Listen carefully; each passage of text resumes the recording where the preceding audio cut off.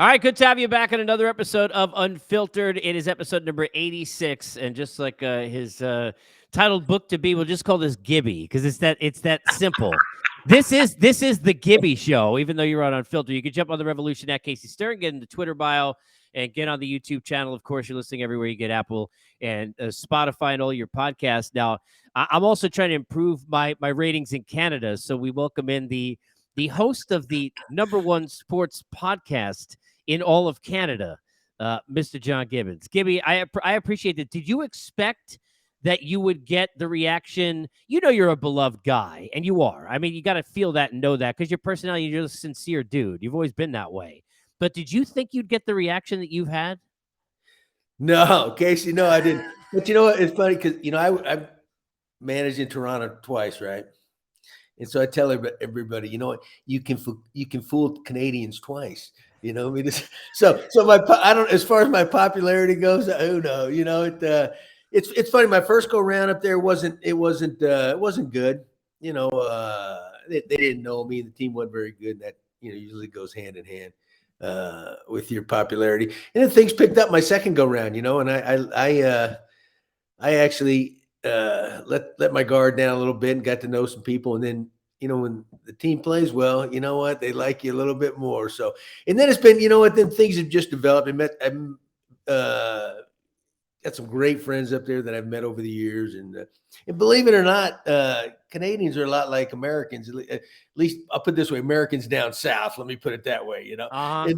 And so that maybe that's where we hit it off or who knows, but I miss it up there. There's no doubt. You would think you're in Toronto with the amount of beloved like nature. So where for people who think, because I bet you there are people who are like, well, he must be here because like he's so locked in still with the where are you? Where's home for you? San Antonio, Texas. Okay, all right. But with the way the crap's going in the U.S. down here, I may move up there. Well, You get all those Hollywooders, the movie stars. They threaten, well, if this happens, I'm moving somewhere else. well, now that you did it, shit's really going to go down now. So you got on Twitter, and how you're not still. First, I don't even understand how the verified thing work. I don't even remember years ago when I got a blue check. I don't know if you have to give you got to give ID. I don't even know what happens. Like we don't get you verified yet. Still, I can't believe that. How do we fix that on Twitter with that blue check mark? Yeah, there was like a little hang up. At first my daughter was helping me out setting up the social media stuff, and then my co-host there, John Arizzi, was also, everybody had access to the stuff we're shooting out at the beginning. Right now, I do it all, but I think when they tried to get verified, it was the fact that the account was in two other people's names or something. So maybe it was they were a little suspicious. But then you try to call somebody to get to get verified. Oh yeah, forget that. Oh shit, nobody on the phone. Yeah, so regardless, I don't know if that matters, but it'd be kind of nice. How many people early on thought it wasn't you? Because like you put out the funny part is I saw that I saw the conversations you were having on Twitter, and it's like, there's videos of you and you're just chilling out, hanging out. So if it wasn't you, what is somebody like? What are you being robbed? Like, how could it not be you? I can understand if you didn't have videos, but I couldn't believe people still didn't like. Is it really you? No, it's you, bro. I mean, you still getting that? It could have been my ex-wife, man. But she had all these videos and stuff of me, I don't know, but yeah, it's me. It's me. Like it or not. I love it. So you get on Twitter and social media, and you've had an unbelievable reaction. Then you start the pod.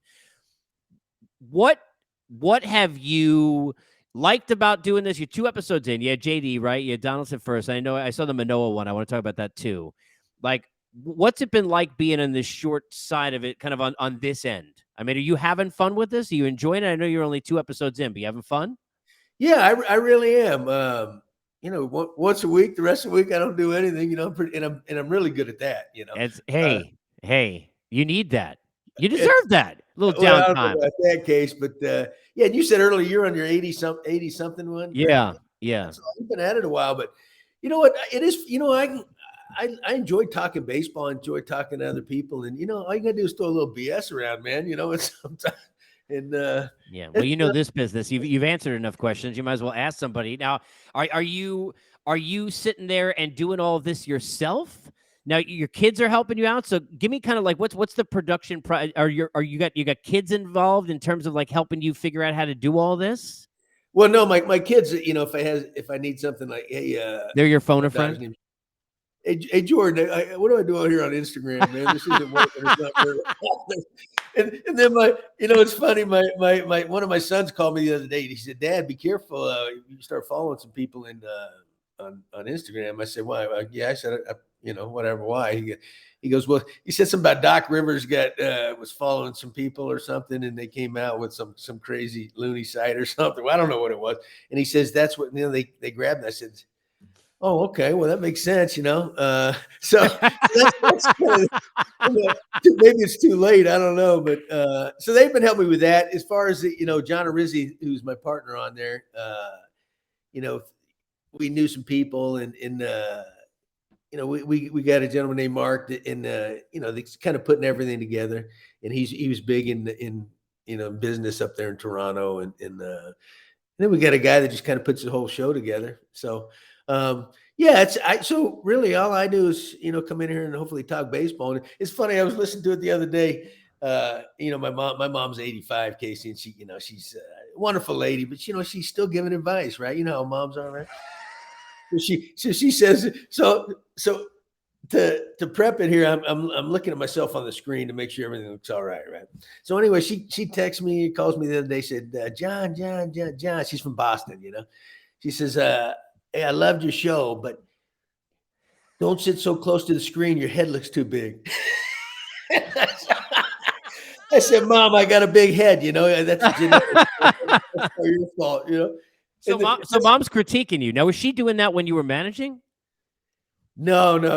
Like she wasn't jumping in being like, why the hell did you take that picture out in the 8th inning? No. She, she doesn't follow sports. She's happy with what I'm doing, but she doesn't get involved like that. Thank God. But did she like the podcast overall, other than your face being too close, or what other critiques? Yeah, she really likes it. That's her son right there. She I love loves that. And maybe she don't want me to get too close because my complexion or something is not real good or something, or you get these little cold sores or wherever they're at. Well, I wasn't going to point that out. I was just going to let you go. I mean, were you staring at it? No, I can't see it from here. I can't. Are you kidding me? First of all, I'm like half blind without glasses on, but I can't see it from here. Hey, Casey, I don't wear glasses purposely, so I don't have to see myself. What was that movie? Was it Austin Powers when they? Austin Powers. Yeah. Everybody's focused. The good news is since it's my podcast, not yours, I'll move on so you have to explain how you got the sore. As you are, it's seemingly so proud and into what the Jays are doing. And yes. When you leave, you mentioned family, right? And in talking to managers and coaches over the years, you're like a proud papa, right? I mean, with players that you have, I mean, even guys like JD, like Donaldson, who are not there anymore, right there, wherever players go, kind of give me a sense of your tie to that team with the Jays that you still feel as you watch.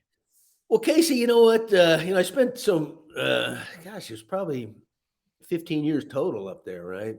And I was originally drafted by the Mets as a player. Oh, I remember. I know. Yeah, I remember. Yeah, so I know you're Met guy. Yeah, exactly. So and then that's where I started my coaching career in the minor leagues, and then I, of course, ended up in Toronto. So those will always be my teams, because I spent so much time there, and I'm fond of them. People treated me so well. That's right, brother. And so naturally I have that tie, and I have that bond with the fans, and then there was a few players that are still playing, guys like Tim Meza, Romano was coming along at the end, and of course you got Vladdy Jr. and Bichette. They weren't on our team, but they spent time with us in spring training, so I got to know them. So I have that connection, and they're good, and I love watching them play, and so I'm rooting for them because I'm a fan, and I'm part of that organization, good or bad, whatever your viewpoint is. But so I follow them now. And can you watch baseball without managing? Can you watch baseball without managing it in your head? Yes and no. Hey, Case, you know what the beauty of baseball, you know it. There's so many different ways you can do things, right? Everybody's got their opinions and ideas. That's kind of the beauty of baseball, right? And so so now I'll watch it now, and it's much easier now, I guarantee. But I'll sit there and go, and what the heck are you doing? Yeah, I would have done that, right? Yeah, or after the fact, when it didn't play out, and Isn't it so easier that way? It's funny how it's easier that way, right? oh yeah, I love it. I love it. When you sit there and you're watching this team, it's funny because I want to talk some Jays a bit, and we'll bounce around here. But when I talk to people in Toronto who are closer to it, and I'm down here in Atlanta now, I'm surprised at the expectations and how high they seem to be. And I look at it like people not allowing Bo Bichette to be 24 years old. Like, before he went on this hot streak, Gibby, a couple months ago, people were like, well, what's wrong with him, right? What's wrong with Vlad Jr.? Because they don't understand the cat and mouse game. And these kids are 20, and everyone's Mike Trout, right? Or Albert Pujols. Right. How much do you think they've been a victim of expectations? Like, because they've had a good year and seemingly no one's ever happy. Are you feeling that? I mean, what's the sense you get on that team? Yeah, definitely. And that's what, when you're so young, like both those guys were, and you set the bar so high, right? Because they both came out of the gates really well. And with Bo, when I first got on social media, right away, everybody's saying, well, hey, what's wrong with Bo Bichette? Is he, we don't like him at shortstop. He's not hitting, blah, blah, blah. And then I was pulling up his numbers. I'm going, he's in the team's in a playoff spot, right? So I'm saying, you got a guy playing shortstop on a playoff bound team right now. Last year he drove in 100 runs, right?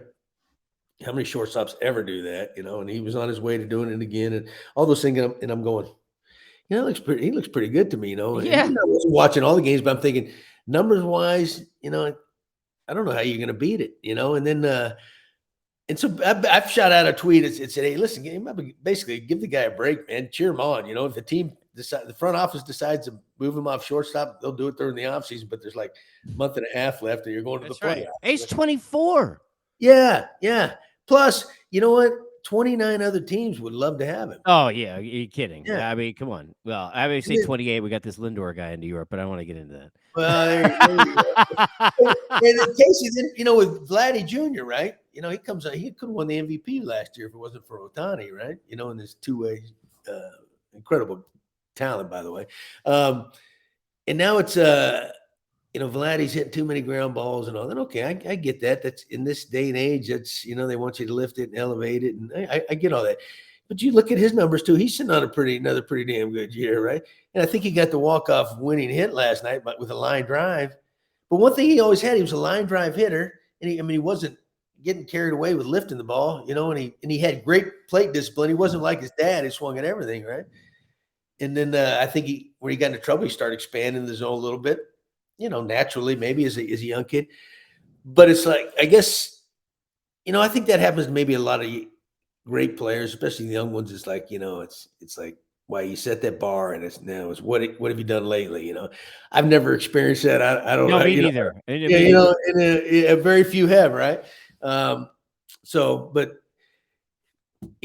just the way baseball is, and that's what all sports is, and I mean that's really the world right now, If you don't do, I say this all the time. It's like DeGrom just gave up. He the first time since 2017, I think he gave up 4 runs in 3 innings, and he went like a million starts. They're like, "What's wrong with him?" I mean, other than he's human, it took him 4 years to have a bad outing. Nobody's not even a human being. I think we got some people. I think it was out against Oakland, right? When it against Oakland, against Oakland, that's really got it. Yeah, I mean, what the hell? What's wrong with the? But that's the crazy part is.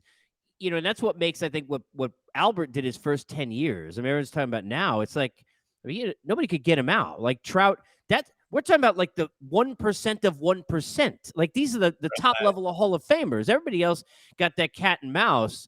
What was your approach to young players who got on themselves? Because this as well as I do, and what much better than I do, that top athletes are harder on themselves than anybody else could be. If they're not, then they're not going to be great. What was your approach when young kids got on themselves too much? Because I know that is a real thing that happens. Yeah, you know what, Casey? You know what? Basically, I try.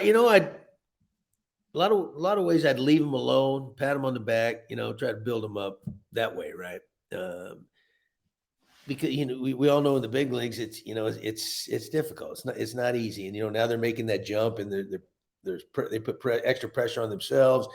There's outside pressure, there's media exposure, and in what just drives me crazy because it happened to me too as a player. I got to the Mets. I was 21, a young kid, and I decent hitter in the minor leagues. I finally got there and I struggled, what have you, early on. And now you got to make changes. You got to change your batting style. I'm going. Next thing you know, you forget how you hit. So one thing when I became a manager and a coach, I think it's very important that just because our title's a coach doesn't mean we have to coach all the time, right? And I think the worst thing you can do when these kids, especially like we're talking about these, can't miss guys, they get there and they struggle at all a little bit. I guarantee it's nothing physical, because they've always hit and they can't miss, and everybody in their brothers knows they're going to be a good player. It's usually right here, and it's a confidence thing. It's being able to relax. So that I would take that approach. That hey, relax, go out there. Maybe if they need a day off, give them a day off. But you know what? Smartest thing you can do, keep throwing them out there, man, good or bad. Don't jump ship, but whatever you do, don't try to change who they are and that. Because back to Vladdy Jr., a couple years ago they were asking me this all the time, or I get some questions, what's wrong with him, blah blah blah. All I said was leave him alone. Go do some flip drills with him or whatever, and then just pat him on the butt, man. Hey, go get him, kid, and I will guarantee he'll figure it out. But that's because you know what? If you start coaching too much, well, that's the thing. You're gone, man. You're fired. So you shoot. Everybody gets fired anyway. I mean, look. Yeah, I mean, right. Charlie in a playoff position, you get fired in the middle of the season, right? So I mean, it's yes, yeah. That's the way. You had Alek Manoah on your last time. I love watching this kid pitch. I love his fire. To me, it's interesting because not every ace.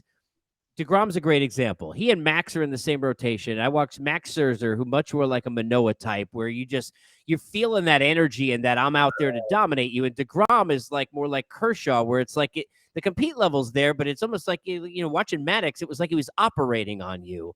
Yes. How much do you love? You got to love Manoah's energy that he's bringing when he's out there. We know the stuff is there, but that energy, man, that's infectious. Yeah, and I love those kind of guys. Start with he's a big man, right? So he's intimidating and all that. And I told him yesterday, you gotta use that to your advantage, man. You know what I mean? That's CVS. Their cold sore meds are ready for you.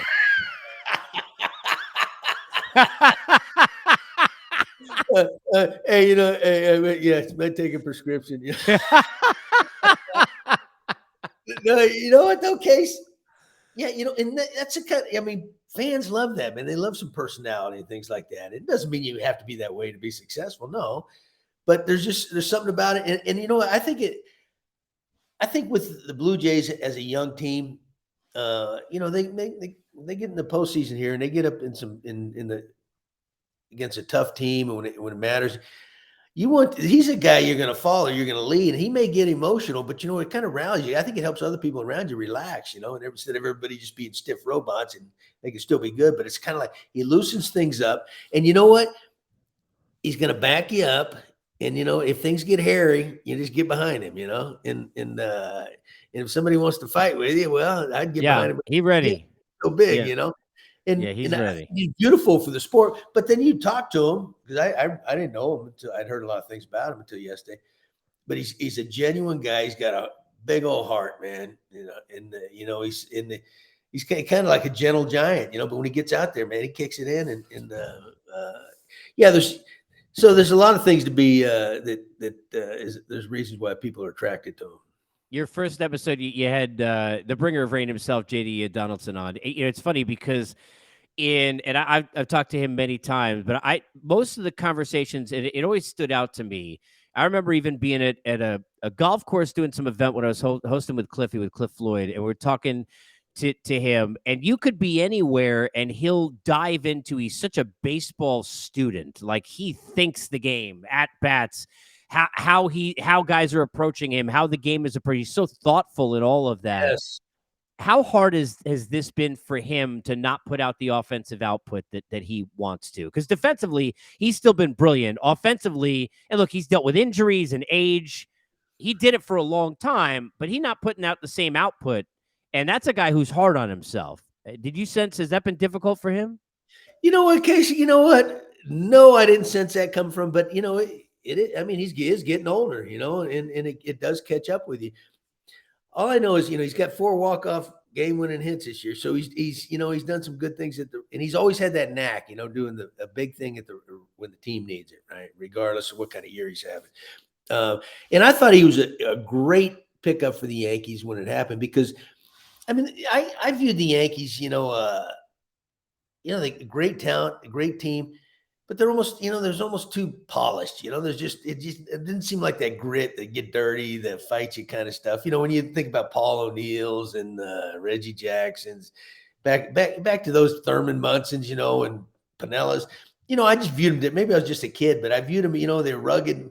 Instead of not a bunch of pretty boys. They got pretty. They got pretty. Yeah, that's what I thought. Hey, you're on Broadway, man. So.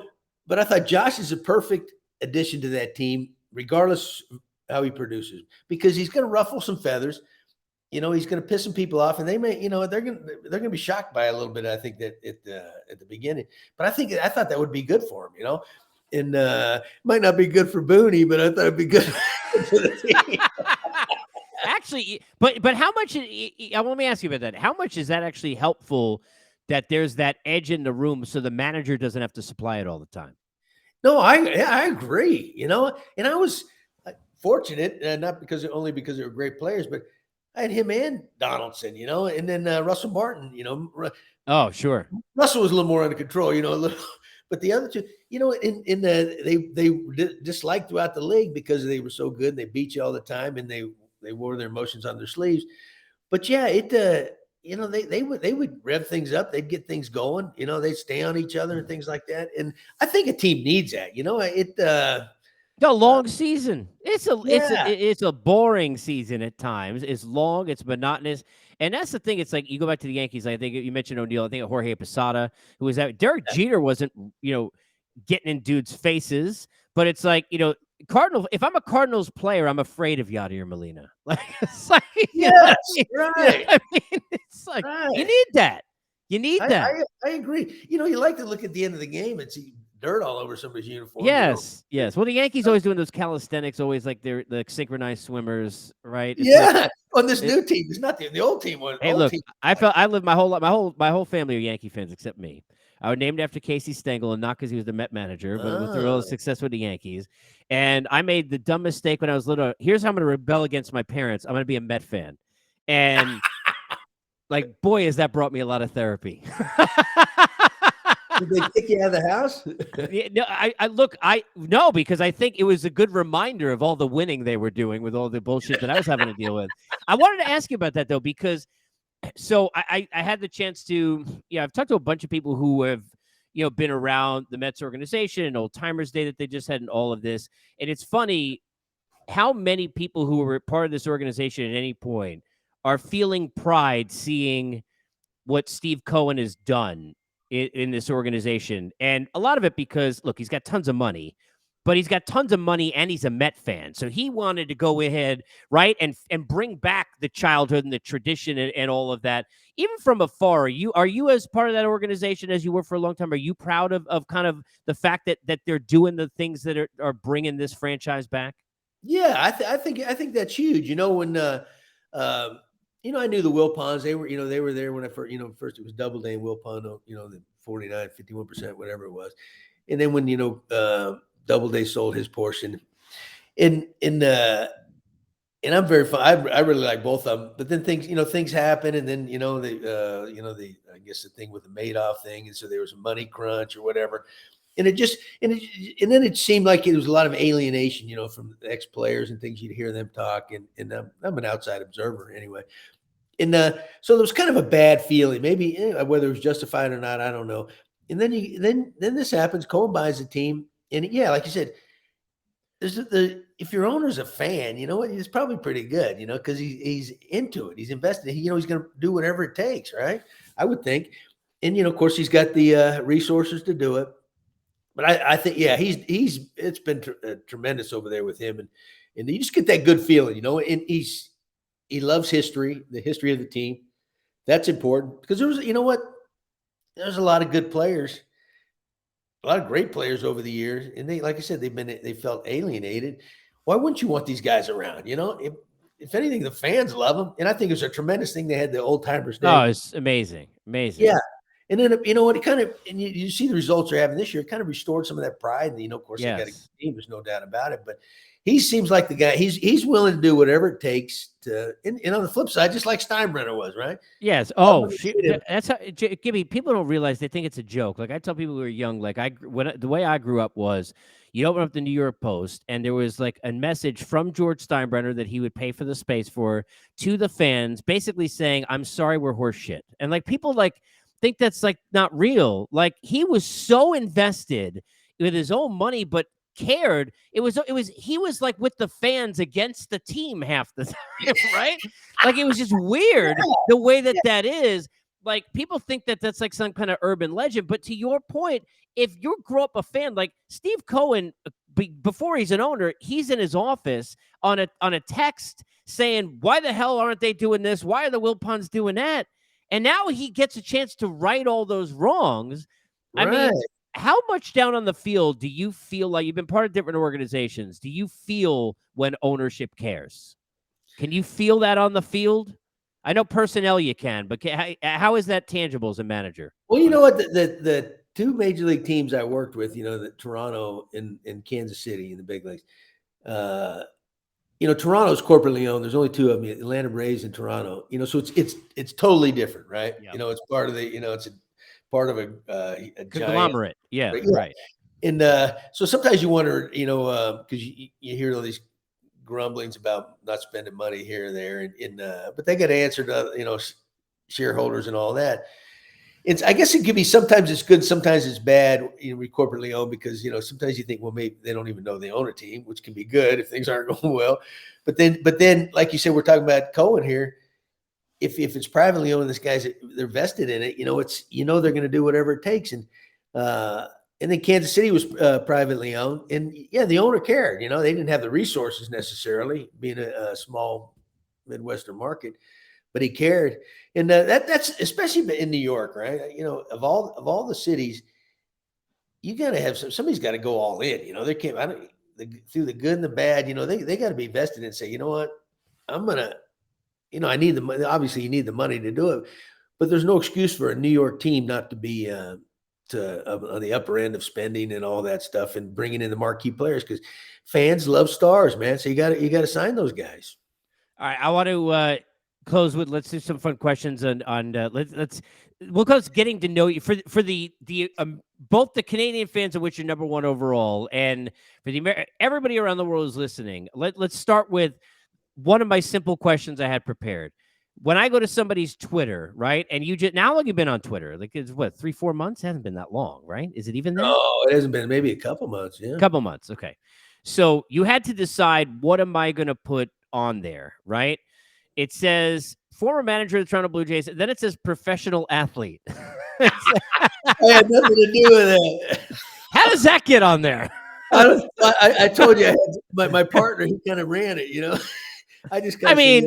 Now look, I understand you were a professional athlete. Sloth. I just love that. I was like, professional athlete. I'm like, well, it's true. It's not like it's not. And by the way, it says, I guess, August of 2022. Who is filming these little vignettes that you're doing? Like these, because that's how, when I first saw that you jumped on Twitter and I saw you hanging out, and then, by the way, it's gotten more glamorous, because like it was like you like inside just chilling out like in the living room or wherever. Now like you've got like the night view with like your hand like out here, like your arms around somebody at the movies. I've gone Hollywood, man. Who filming these? That's my wife. Your wife is filming these. Yeah, my wife, and she's trying to make me look as the best I can, right? And how many takes are you doing of these? It's funny. I'm more concerned about that than she is. It's like, hey, how does it look? And hey, Casey, in the back of my mind, I have my mother like going, "Your head's too big. Your head's too big." So I was telling Christy, my wife, the other night when she was filming that one that we saw in the backyard. When my arms out there, I go, "Hey, hey, take a picture. Let me see how that. I don't want to make sure you're too close, and all this." So now I'm paranoid about that. But she does all that. I said, you know what? I don't want anything too polished. We're going to try to keep it casual, and but it's amazing how many people look at that stuff. Oh, it's fantastic. I love it. You put up a thing of now. I happen to love Jack Nicholson. That's like, I mean, Yeah, I but do you love see it? Jack. You see it? Yeah. I mean, why don't you explain it? So for people who are going to go into Twitter, so you sit there on the 18th. Now, are you telling me that you think you look like Jack? No, but you'd be amazed how many people tell me that. Really? Yeah. I'm talking. Maybe it's the pictures. There's a You couple could have pictures. found a better picture of Jack. My God. I mean, you Well, no, found one. but I saw. Hey, Case, I saw some resemblance, man. When he's sitting there, he's holding. Yeah, but people told me that Toronto, and then I was going through a Starbucks the other day, and the girl at the window said, she says, because I'm going there every day, right? And she says, you know what? We've kind of done a polling in here who you look like, and I'm going, really? I guess I'm here too often. And I said, who? And they said, Jack Nicholson. I'm going, you got No to be kidding. way. Yeah. Really? I can. And I do see some Maybe like resemblance. younger, maybe, you know what? Maybe like they cleaned up like in A Few Good Men, which is like my favorite movie. Like where Hey, he's all clean. hey, Could you clean shave it? A Few Good hey, Men. you That's want me on that wall, by the way. oh, And you dude, get that's me right. on. No, let me ask you about free time because clearly you're not filming vignettes all the time and doing takes. So like, what are you? Are you a movie guy? Like, what are you doing to keep busy? Like, what are you doing down there? Give me like you're done. We stopped talking. What are you doing the rest of the afternoon? Like, Well, I tell you what, what is I Gibby used to doing? love movies and go. When I was in Toronto, when I first go around, we day games on Saturday, Sunday, 1 o'clock, right? And I was up there. My family wasn't up there. And there was like a movie theater. I lived downtown by the Dome, and there's a movie theater 2 blocks down. Every day I'd go there and get a big old thing of popcorn and sit there and fall asleep, whatever. So I love movies. But then when COVID hit, we kind of lost some interest. That's right. Didn't go. What I do now is my wife's really into photography. She's really good photography. So we might go places, and I'm the caddy. I'll carry her equipment around. She's not taking photos of you. Huh? She- No. She doesn't have that. She doesn't. She hasn't purchased a wide lens yet. I'm the spotter, man. I'm looking for these because she really loves wildlife. So like nature. Okay, so like yeah. birds, and you're talking about like Well, just no more like animals or. Well, we went out to Yellowstone, Oh, a few months nice, ago, beautiful, and so fell in love with the buffalo and things. beautiful. So we're going out there again in a couple of weeks and going to go see the wild horses in like Utah and things. So that's kind of what I do. It's funny. I'm semi-retired, but it doesn't seem like I do a whole lot during And what the does day. that mean, semi-retired? Meaning like you want to get back into the game, or podcasting Well, yeah, and I hosting would. is sort of a job. No, I would love to manage again. It's I don't know if there's a crack left, but it's kind of on my last gasp. But up until recently, when I started doing this, I was working for the Braves. As a scout, special assignment type stuff. And then I resigned when I started doing this stuff. So that's what I mean by semi-retired. But my days are full for some reason. It doesn't seem like I do a whole lot, but somehow they I don't know where the time goes. Now I know you got to. I want to get to this before I let you run. You got the book Gibby that you're. Have you put it together? How far are you in the process in the book? And what's that process? What's it been like being part of a book process? Hey, it's I've enjoyed it, but you know what happened when I got canned in 2018, right? The last day in Toronto, and like 3 or 4 reporters, and they were buddies of mine that cover the team and all that, said, "Hey, if you ever write a book, I want to write it." I'm thinking, I'm telling you, like 3 or 4 of them. I said, really? I said, come on. It was going to be, thought it was going to be a coloring book or something, So Case, you know what? And so I said, nah, I'm not interested. What the heck? And then this thing, a couple of years passed, and then somebody brought it up to me again. It's what the heck? I'll see where it goes. We'll try it. And so I got hooked up with a writer, and he started doing it. It's been, it was actually kind of, the fun part was looking back over, your life and your career, and you reminiscing and all that. And then, so what he did, he put the book together and he sent it to me, and I had to edit the thing. And I've done that twice. It's like, For crying out loud, if I'm editing all this, I should have just written the book Yeah, I myself, was gonna man. say, what are you are you editing stories and things like, or you're doing the Yeah. grammar? What do you mean? I don't like the way you use an exclamation point there. What do you mean editing? No, I'm making sure that the story's accurate. Oh, And okay. I want to make it sound like it's me, because Gotcha. I plan on, those audiobooks, I plan on reading it. I'm sure there'll be a lot of Your mother's gonna critique the shit out of that. You know that. oh, Mary, she's 85 now, so she's losing her hearing anyway, and so we battle over that. She says, I said, Mom, we can't, you can't hear me. We can't talk all the time about this. And she goes, no, it is wrong. You're mumbling. You're a mumbler. It's not my fault. You're a mumbler. And she's right. So she is definitely she's gonna tell me, hey, John, I don't do the book over again. You're mumbling too much. I said, well, once again, it's genetics. Yeah, the most important part, you're having fun. So yeah, I really am. Life's good. That's it. The game's been good to me, and so many people have been really good to me. I appreciate you giving me a few. I don't know if there's anybody who doesn't already know that you're on Twitter, but if it's possible, we're going to make sure that they keep knowing that your vignettes and pretty pictures and all sorts of stuff. I mean, look, I seen enough crap of OJ in his backyard taking pictures that I'll watch you take videos of yourself in your backyard all day. So we're good with that. Just keep them PG. Appreciate you, Gibby. Just pretend like you're looking at Jack Nicholson, man. Yeah, right. I can't handle the truth. Hey, Casey, it's been a pleasure, pal. I'm glad you tracked me down, and I'd love to do it again, man. We will. I appreciate you. You can stay on board the Unfiltered Revolution at Casey Stern everywhere you get your podcast, Apple, Spotify, etc. on down the line. We'll see you next time.